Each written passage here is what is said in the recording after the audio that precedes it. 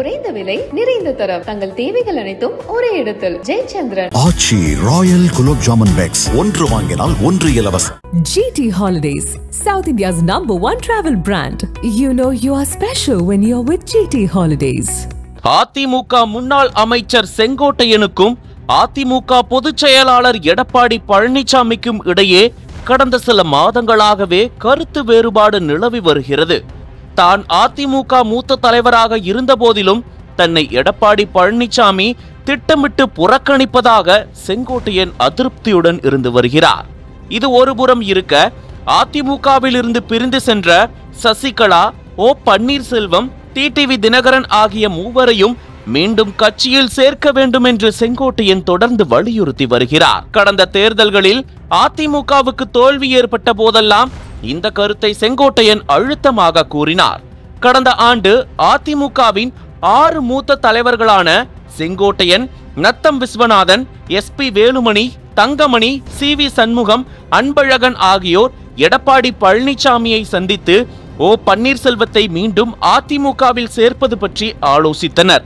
ஆனால் அப்போது முதல் இப்போது வரை ஓ பன்னீர்செல்வத்தை அதிமுகவில் சேர்க்க முடியாது என்று எடப்பாடி பழனிசாமி திட்டவட்டமாக கூறி வருகிறார். அது மட்டுமின்றி எடப்பாடி பழனிசாமியின் நெருக்கடியால் தேசிய ஜனநாயக கூட்டணியில் அங்கம் வகித்த ஓ பன்னீர்செல்வத்தையும் டிடிவி தினகரனையும் பாஜக தலைமை கண்டுகொள்ளாமல் இருந்தது. இதன் நீட்சியாக ஓ பன்னீர்செல்வமும் டிடிவி தினகரனும் அடுத்தடுத்து பாஜக கூட்டணியை விட்டு வெளியேறினர். இதனால் கடும் அதிருப்தியடைந்த செங்கோட்டையன் வரும் 5ஆம் தேதி கோபியில் உள்ள கட்சி அலுவலகத்தில் மனம் திறந்து பேச உள்ளேன், எனது முடிவை அறிவிக்க உள்ளேன், அதுவரை காத்திருங்கள் என தெரிவித்தார். இந்த கூட்டத்தில் செங்கோட்டையன் எடப்பாடி பழனிசாமியை கடுமையாக விமர்சனம் செய்வார் என எதிர்பார்க்கப்பட்டது. இத்தகைய பரபரப்பான சூழலுக்கு மத்தியில் இன்று செய்தியாளர்களை சந்தித்த செங்கோட்டையன், ஜெயலலிதா மறைவுக்கு பிறகு அதிமுகவில் பல்வேறு சோதனைகள் வந்தன. இந்த இயக்கம் உடைந்துவிடக் கூடாது என்பதற்காக சசிகலாவை பொதுச் செயலாளராக நியமித்தோம். அதன் பிறகு தற்போதைய எதிர்க்கட்சி தலைவர் எடப்பாடி பழனிசாமியை சசிகலா முதலமைச்சராக முன்மொழிந்தார். 2017 ஆட்சியில் அமர்ந்த பிறகு 2019, 21, 24 ஆகிய தேர்தல்களை சந்திக்கும் போது களத்தில் பல்வேறு பிரச்சனை ஏற்பட்டது. எடப்பாடி பழனிசாமிக்கு மறப்போம் மன்னிப்போம் என்ற எண்ணம் வேண்டும். வெளியே சென்றவர்களை அரவணைக்க வேண்டும்.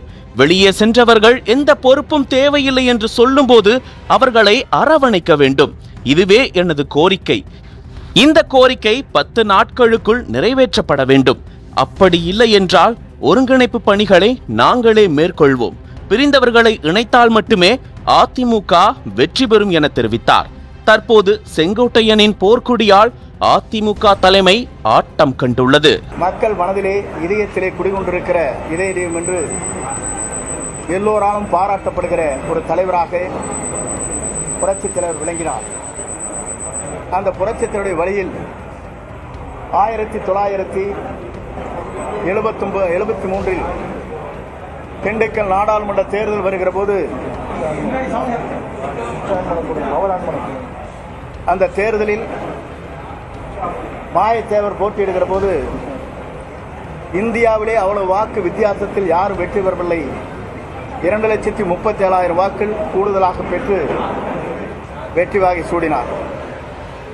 அதற்கு பிறகு இடைத்தேர்தல் கோவையிலும் மருங்காவூரிலும் மாவிரு வெட்டி ஈட்டி தந்த தலைவராக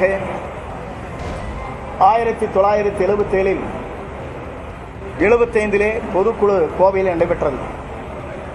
அந்த கோவையில் நடைபெற்ற பொதுக்குழுவில் அரங்கநாயகம் தலைவர், திருப்பூர் மணிமாறன் செயலாளர் என்னை பொருளாளராக நியமித்து பொதுக்குழுவை நடத்த வேண்டும் என்று புரட்சித் தலைவருடைய சார்பாக எனக்கு ஆணை வழங்கப்பட்டது. அதன் அடிப்படையிலே பொதுக்குழுவை பொறுத்தவரையிலும் முழுமையாக நாங்கள் நின்று செயல்படுத்தியதை புரட்சித் தலைவர் வியந்து சத்யா ஸ்டுடியோவுக்கு அழைத்து அண்ணன் KAK அண்ணன் RMV இருக்கின்ற போது மனதார பாராட்டி மகிழ்ச்சியை தெரிவித்தார். அதற்கு பிறகு 77 நான் போட்டியிட வேண்டும் என்று கோபிச்செட்டிப்பாளையத்திலே போட்டியிடுகிற போது புரட்சித் தலைவர் அவர்கள் நீ சத்தியமங்கலத்தில் நின்று விட என்று சொன்னார். நான் அவரிடத்திலே கேட்கின்ற போது சத்தியமங்கலம் என்பது எனக்கு புதிதான தொகுதி, நாங்கள் என்ன செய்வது என்று கேட்கிற போது என் பெயரை உச்சரி நீ வெற்றி பெறுவாய் என்று குறிப்பிட்டார். நான் எதற்காக இதை சொல்கிறேன் என்று சொன்னால், அப்படிப்பட்ட தலைவரெல்லாம் தேர்தல்களம் வருகிற போது யார் அவரை இடத்திலிருந்து வெளியே செல்கிறார்களோ அவர்கள் நீ சத்தியமங்கலத்தில் நின்று விட என்று சொன்னார். நான் அவரிடத்திலே கேட்கின்ற போது சத்தியமங்கலம் என்பது எனக்கு புதிதான தொகுதி, நாங்கள் என்ன செய்வது என்று கேட்கிற போது என் பெயரை உச்சரி நீ வெற்றி பெறுவாய் என்று குறிப்பிட்டார். நான் எதற்காக இதை சொல்கிறேன் என்று சொன்னால், அப்படிப்பட்ட தலைவரெல்லாம் தேர்தல்களம் வருகிற போது யார் அவரை இடத்திலிருந்து வெளியே செல்கிறார்களோ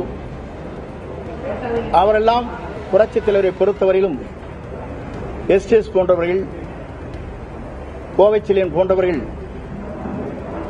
தாங்கள் இந்த இயக்கத்திலிருந்து வெளியே செல்கிற போது அவருடைய இல்லங்களுக்கே சென்று புரட்சித் தலைவர்கள் வாருங்கள் என்னோடு இணைந்து இந்த இயக்கத்தை நடத்துவதற்கே காரணம் தமிழக மக்களுடைய நலன் கருதி, தொண்டருடைய நலன் கருதி, தமிழ்நாட்டை பேணி காப்பதற்காக இந்த பணிகளை நான் மேற்கொள்கிறேன், வாருங்கள் என்று அழைத்தார்.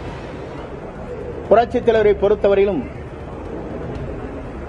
மாமேதையாக, நாடை போற்றுகின்ற தலைவராக, மக்கள் நெஞ்சங்களிலே குடிகொண்டிருக்கிற தலைவராக புரட்சித் தலைவர் விளங்கினார். அந்த தலைவர் 10 ஆண்டு காலம் சிறந்த ஆட்சியை தமிழகத்திலே தந்தார். இந்தியாவை வியக்கத்தக்க அளவிற்கு ஏழை மக்களுடைய பசிப்பிணியை போக்கி, ஏழை குழந்தைகளுக்கு சத்துணவு வழங்கி, ஒரு முதலமைச்சர் இந்தியாவிலே சிறந்த முதலமைச்சர் என்ற பெயரை புரட்சித் தலைவர் தமிழகத்திற்கு பெருமை சேர்த்தார். அப்படி பெருமை சேர்த்த முதலமைச்சர் அவர்கள் மொழிகளில் பேசக்கூடிய திறமை, மக்களிடத்தில் செல்வாக்கு மிக்க தலைமை, நீங்கள் வர வேண்டும், நீங்கள் தான் இதற்கு தலைமை ஏற்க வேண்டும் என்று நாங்கள் எல்லோரும் அவரிடத்திலே சென்று, எல்லோரோடும் நானும் அவர்களோடு சென்று வேண்டுகோள் வைத்தோம். புரட்சித் தலைவர் அம்மா அவர்கள் சிறந்த ஆட்சியை தமிழகத்திலே தந்தார்கள். 5 ஆண்டு காலம் முதலமைச்சராக இருக்கின்ற போது இந்திய நாடை திரும்பி பார்க்கின்ற அளவிற்கு, உலக நாடுகள் திரும்பி பார்க்கின்ற அளவிற்கு ஒரு சிறந்த முதலமைச்சராக, ஆளுமை மிக்க முதலமைச்சராக தமிழகத்திலே பவனி வந்தார். அவருடைய ஆட்சி என்பது 5 முறை முதலமைச்சராக இருந்து ஏழை மக்களுடைய இதயங்களிலும், படித்தவர்கள் இளைஞர்களிடத்தும், அதே நேரத்தில் திராவிடவாதி என்று சொல்லப்படுகிற அவராலும் போற்றப்படுகிற தலைவியாக விளங்கினார். அதை நான் குறிப்பிடுவதற்கு காரணம், ஆன்மீகவாதிகளும் ஏற்றுக்கொள்கிற தலைமை தமிழகத்திலே பவனி வந்தார். அவருடைய ஆட்சி என்பது 5 முறை முதலமைச்சராக இருந்து ஏழை மக்களுடைய இதயங்களிலும், படித்தவர்கள் இளைஞர்களிடத்தும், அதே நேரத்தில் திராவிடவாதி என்று சொல்லப்படுகிற அவராலும் போற்றப்படுகிற தலைவியாக விளங்கினார். அதை நான் குறிப்பிடுவதற்கு காரணம், ஆன்மீகவாதிகளும் ஏற்றுக்கொள்கிற தலைமை, திராவிடவாதிகளும் ஏற்றுக்கொள்கிற ஒரு தலைமையாக புரட்சித் தலைவி அம்மா அவர் விளங்கினார். இது தமிழ்நாட்டின் வரலாற்றில் பொன்னெழுத்துக்களால் பொறிக்கப்பட வேண்டிய அளவுக்கு திராவிட கட்சியுடைய வீரமணி அவர்களே சமூக நீதி காத்த வீராங்கனை என்று அவருடைய கல்லூரியிலே பட்டத்தை வழங்கினார்.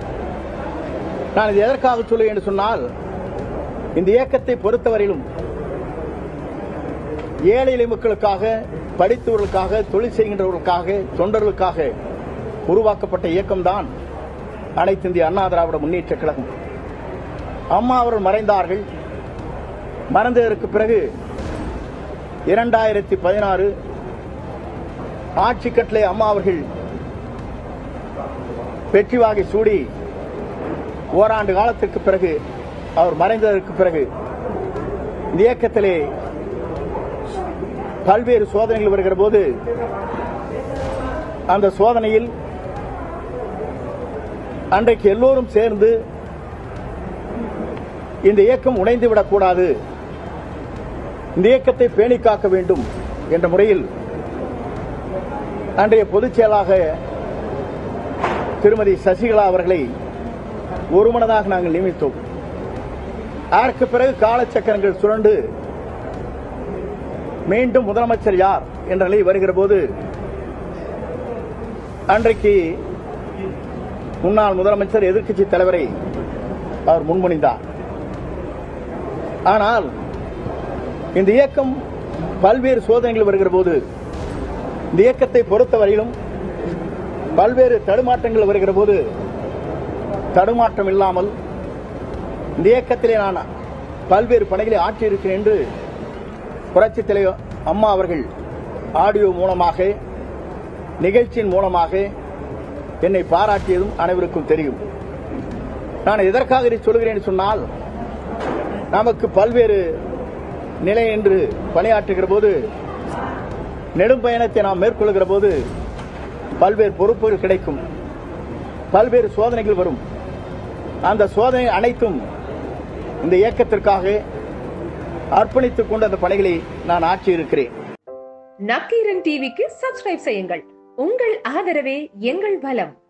ஆசிரியர்களுக்கு நண்பனாகவும் மாணவர்களுக்கு ஆசானாகவும் திகழும் தேர்வு வழிகாட்டி. ஒவ்வொரு பாடத்திற்கும் அனுபவமிக்க ஆசிரியர்களின் துல்லியமான தெளிவான விடைகள். CNC இருக்கு, தேர்வு பயம் எதற்கு? இது தீரன் பப்ளிஷிங் ஹவுஸ் விற்பனை வெளியீடு.